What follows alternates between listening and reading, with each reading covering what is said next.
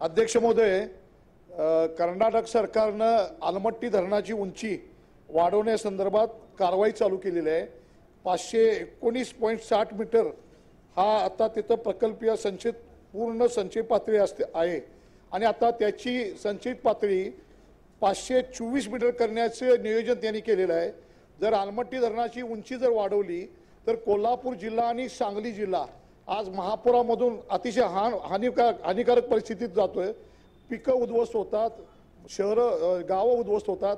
विशेष करून पश्चिम भाग कोल्हापूरचा आणि सांगली जिल्हा याच्यामध्ये पूर परिस्थिती भयानक होती। जर 524 मीटर उंची केली त्या ठिकाणी कर्नाटक सरकार याची अंमलबजावणी करायला लागले। त्यासाठी जमिनीचं हस्तांतरण करणं या सेवा त्या ठिकाणी त्यांनी चालू केलेल्या आहेत। कर्नाटक सरकारनं महापुराचा फटका अतिशय जादा बसणार आहे आणि मला वाटतं या ठिकाणी कोल्हापूर आणि सांगली जिल्ह्यातली पूर परिस्थितीची गावं राहणारी नाहीत अशी परिस्थिती होणार आहे। त्याचा संपूर्ण फुगवटा या कोल्हापूर आणि सांगली जिल्ह्यामध्ये जाणार आहे, या पूर परिस्थितीच्या गावामध्ये जाणार आहे।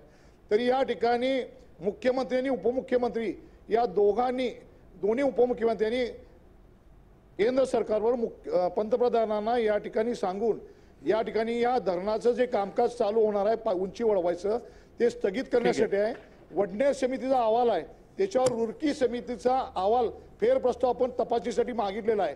तो फेरप्रस्ताव अजून रुरकी समितीचा यायचा आहे। त्याच्या आधीच या ठिकाणी कर्नाटक सरकारने काम चालू केलेलं आहे। भयानक परिस्थिती कोल्हापूर आणि सांगली जिल्ह्यावर येणार आहे।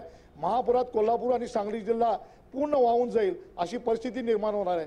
त्यामुळे निश्चितपणे मुख्यमंत्र्यांनी दोन्ही उपमुख्यमंत्र्यांनी यावेळी तातडीनं कारवाई करावी आणि केंद्र सरकारवर वाटाघाटी करून हे काम जमीन पुन्हा हस्तांतरणाचं काम जे चालू केले त्याला स्थगिती द्यावी ही मी आपल्याला या ठिकाणी सदनाला विनंती करतो।